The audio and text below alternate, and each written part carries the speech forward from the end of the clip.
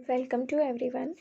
इस वीडियो में मैं आपको circumstantial evidence, last seen theory and burden of proof under section 106 of evidence act and further explanations under section further statement and explanations under section 313 of the CRPC, इन सारे provisions को interlinked कर मैं आपको एक प्रॉब्लम बेस्ड क्वेश्चंस एक्सप्लेन करने का try करूँगी। वैसे मैं आपको एक बात बोलूँगी कि मैंने last seen theory, circumstantial evidence and section 313 of the CRPC, इससे रिलेटेड मैंने डिटेल वीडियो बना रखी है। अगर आप चाहें तो मेरे प्रीवियस वीडियो को देख सकते हैं। बेसिकली क्या होगा कि जब आप मेरे प्रीवियस वीडियो को देखिएगा तो आपको एक प्रैक्टिकल और अप्रोच पता चलेगा इन सारे सेक्शन से रिगार्डिंग, और वहाँ पे मैंने ब्रीफ फैक्ट से समझा रखा है। तो सबसे पहले बात ये आती है कि जब लास्ट सीन थ्योरी प्ले में जब आता है, जब लास्ट टाइम एक्यूज्ड पर्सन को उस पर्सन के द्वारा देखा जाता है जो पर्सन अब अलाइव नहीं है, डिसीज पर्सन के साथ जब एक्यूज पर्सन को लास्ट टाइम देखा जाता है तो वहाँ पे लास्ट सीन थ्योरी प्ले में आती है, एक्शन में आती है। तो लास्ट सीन थ्योरी स्टेब्लिश करना होता है प्रोसिक्यूशंस के द्वारा कि हाँ, एक्यूज्ड पर्सन को ही उस पर्सन के साथ देखा गया था जो अब अलाइव नहीं है, नो मोर, मतलब उसका डेथ हो चुका है, तो उसको देखा गया है। और लास्ट सीन थ्योरी जो होती है वो सर्कमस्टेंशियल एविडेंस पे बेस्ड होती है। बेसिकली लास्ट सीन थ्योरी जब भी प्ले में आता है तो प्रोसिक्यूशंस को सर्कमस्टेंशियल एविडेंस में complete chain of the evidence को प्रूव करना होता है। केवल लास्ट सीन थ्योरी के बेसिस पे हम एक्यूज्ड पर्सन को उसके लिए लाइबल नहीं बनाते हैं कि उसे लास्ट टाइम देखा गया था डिसीज पर्सन के द्वारा, तो वही उस क्राइम का एक्यूज पर्सन है। सबसे पहले प्रोसिक्यूशंस को चेन ऑफ द सर्कमस्टेंशियल को इस्टेब्लिश करना होता है। तो जब last scene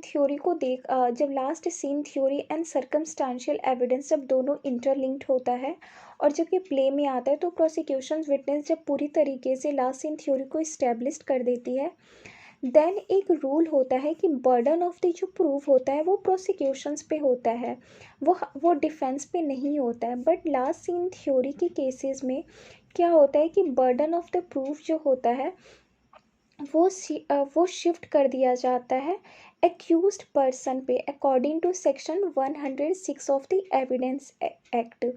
basically burden of जो प्रूफ होता है वो इस पे प्ले करता है under section 106 of the evidence act. जिस पर्सन के पास, मतलब within the knowledge of the person, जिस पर्सन के पास नॉलेज होता है regarding the proving of the fact, जो प्रूफ फैक्ट करना होता है उसके रिगार्डिंग जिस पर्सन के पास नॉलेज होता है उसे ही प्रूफ करना होता है according to section 106 of the CRPC। तो लास्ट सीन थ्योरी में एक्यूज पर्सन के पास ही ये फैक्ट होता है कि वो क्यों लास्ट टाइम देखा गया किसके साथ जो अब अलाइव नहीं है, जिसकी डेथ हो चुकी है, तो उसे प्रूव करना होता है। इसलिए burden of the proof shift हो जाता है एक्यूज पर्सन पे under section 106 of the CRPC।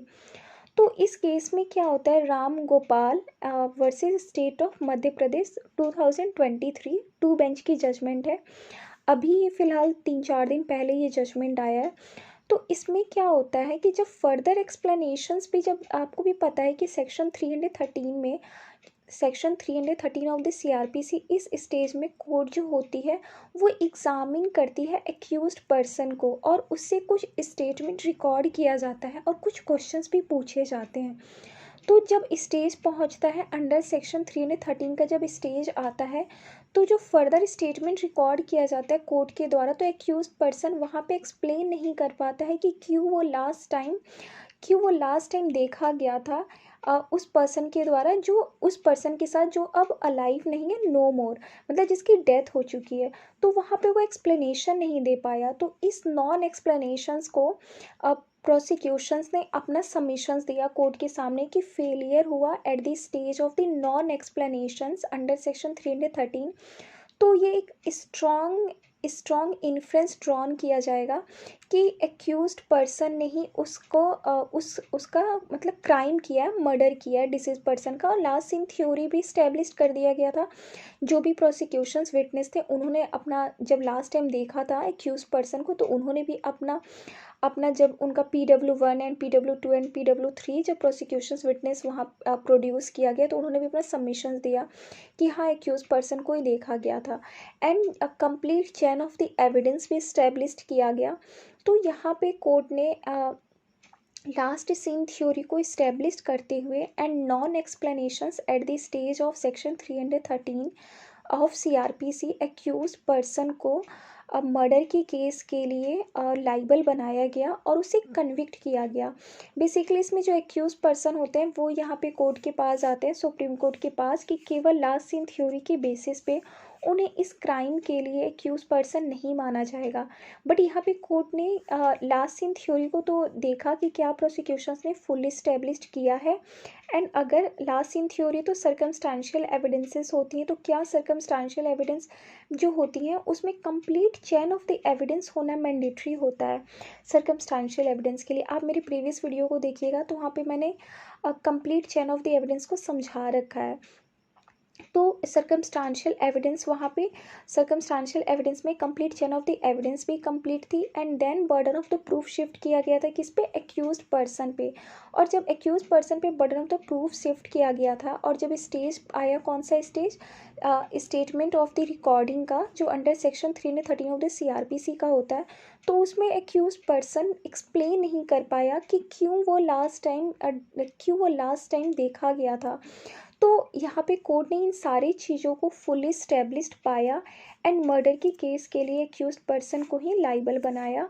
और last in theory circumstantial evidence को और कौन से सेक्शंस को यहाँ पे कोर्ट ने इंटरटेन किया, section 106 of the evidence act, burden of the proof को शिफ्ट किया एंड देन एक और सेक्शंस जो कि सेक्शन 313 की जो स्टेज थी वहाँ पे वो कम्प्लीटली एक्सप्लेनेशंस नहीं दे पाया, non explanations, failure of the non explanations at the stage of section 313। तो यहाँ पे एक्यूज पर्सन के अगेंस्ट ये चीज़ गया इस केस का। और सर्कमस्टांशियल एविडेंस का केस था क्योंकि लास्ट सीन थ्योरी तो ऑब्वियस सी बात है कि सर्कमस्टांशियल एविडेंस का ये केस है, तो सर्कमस्टांशियल एविडेंस में complete chain of the evidence complete होनी चाहिए। तो यहाँ पे complete chain of the evidences भी कंप्लीट थी। तो इन सारे ग्राउंड्स को देखते हुए कोर्ट ने यहाँ पे मर्डर के केस के लिए एक्यूज पर्सन को कन्विक्ट किया। एंड आप मेरी प्रीवियस वीडियो को जब प्रेफर कीजिएगा, अगर आप मेरे प्रीवियस वीडियो को अगर आपको लगता है कि आपको देखना चाहिए और डिटेल में समझना चाहिए तो आप मेरे प्रीवियस वीडियो को देख सकते हैं, वहाँ से आपको और समझ में आ जाएगा। Thank you very much.